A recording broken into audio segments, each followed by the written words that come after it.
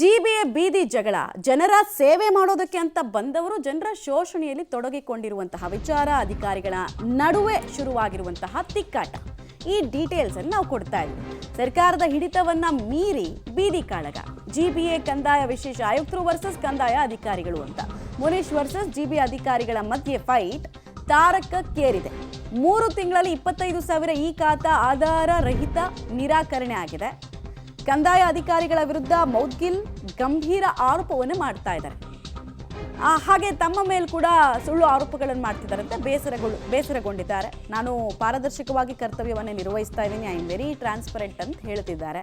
ಇನ್ನೊಂದು ಕಡೆಗೆ ಇವರಿಬ್ಬರ ಜಗಳದಲ್ಲಿ ಯಾರು ಬಡವಾಗ್ತಾ ಇರೋದು ಕೇಳಿದ್ರೆ ಜನರು. ಅದಕ್ಕೆ ನಾವು ಹೇಳಿದ್ದು ಜನರ ಶೋಷಣೆಗೆ ಈ ಎರಡೂ ಕಡೆಯವರು ತೊಡಗಿಕೊಂಡಿದ್ದಾರೆ. ಹಾಗಾದ್ರೆ ಏನು ಪ್ರಾಬ್ಲಮ್ ಒಟ್ಟಿಗೆ ಕೆಲಸ ಮಾಡೋದಕ್ಕೆ ಅನ್ನೋದು ಗೊತ್ತಿಲ್ಲ. ಈ ಜಿಬಿ ಅವ್ರಿಗಂತೂ BWSSP ಜೊತೆಗೂ ಪ್ರಾಬ್ಲಮ್ ಇರುತ್ತೆ, ಕಂದಾಯ ಅವ್ರ ಜೊತೆಗೂ ಪ್ರಾಬ್ಲಮ್ ಇರುತ್ತೆ.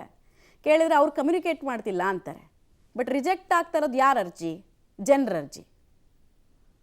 ನೋಡಿ, ಮುನೀಶ್ ಮೌದ್ಗಿಲ್ ಅವ್ರ ಸ್ಪಷ್ಟನೆ ಹೇಗಿದೆ ಅಂತ. ಕಳೆದ 3 ತಿಂಗಳಲ್ಲಿ ಸುಮಾರು 1 ಲಕ್ಷ ಅಂತಿಮ ಈ ಖಾತೆಗಳನ್ನು ಕೊಡಲಾಗಿದೆ. ಅದೇ ಅವಧಿಯಲ್ಲಿ ಸುಮಾರು 25,000 ಅರ್ಜಿಗಳನ್ನು ತಿರಸ್ಕರಿಸಲಾಗಿದೆ. ಅವುಗಳಲ್ಲಿ ಹಲವು ತಪ್ಪು ಅಥವಾ ಆಧಾರರಹಿತ ಕಾರಣಗಳಿಗಾಗಿ ತಿರಸ್ಕಾರ ಪಟ್ಟಿದೆ ಅನ್ನೋದು ಕಂಡುಬಂದಿದೆ.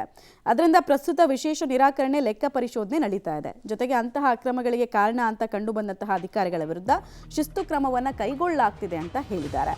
ಈ ಸಂದರ್ಭದಲ್ಲಿ ಈ ಖಾತಾ ಅರ್ಜಿಗಳನ್ನು ತಪ್ಪಾಗಿ ತಿರಸ್ಕರಿಸುವ ಮೂಲಕ ನಾಗರಿಕರಿಗೆ ಸ್ಪಷ್ಟವಾಗಿ ಕಿರುಕುಳ ಕೊಟ್ಟಿದ್ದಾರೆ ಅಂತ ಕಂಡುಬಂದ ಕೆಲ ಕಂದಾಯ ಅಧಿಕಾರಿಗಳ ವಿರುದ್ಧ ಅಮಾನತ್ತು ಮತ್ತು ಶಿಸ್ತು ಕ್ರಮ ಕೈಗೊಳ್ಳೋಕೆ ನಾನೇ ಶಿಫಾರಸನ್ನು ಮಾಡಿದ್ದೀನಿ ಅಂತ ಅವರು ಸ್ಪಷ್ಟನೆ ಕೊಟ್ಟಿದ್ದಾರೆ.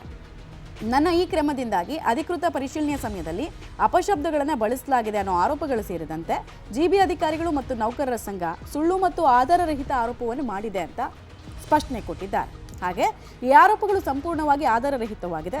ಇಂತಹ ಪ್ರಯತ್ನಗಳು ತಪ್ಪಿತಸ್ಥ ಅಧಿಕಾರಿಗಳನ್ನು ಹೊಣೆಗಾರಿಕೆಯಿಂದ ರಕ್ಷಿಸುವ ಮತ್ತು ನಾಗರಿಕರ ಹಕ್ಕುಗಳನ್ನು ರಕ್ಷಿಸೋಕೆ ತೆಗೆದುಕೊಂಡ ಕ್ರಮಗಳನ್ನು ದುರ್ಬಲಗೊಳಿಸುವ ಗುರಿಯನ್ನು ಹೊಂದಿದೆ ಅಂತ ತಮ್ಮ ಸ್ಪಷ್ಟನೆಯ ಭಾಗದಲ್ಲಿ ವಿವರಿಸಿದ್ದಾರೆ. ನಾನು ಪಾರದರ್ಶಕತೆ, ಹೊಣೆಗಾರಿಕೆ ಮತ್ತು ನಾಗರಿಕರಿಗೆ ಸೇವೆ ಸಲ್ಲಿಸೋದಕ್ಕೆ ಬದ್ಧನಾಗಿರ್ತೀನಿ ಅಂತ ಹೇಳಿದ್ದಾರೆ.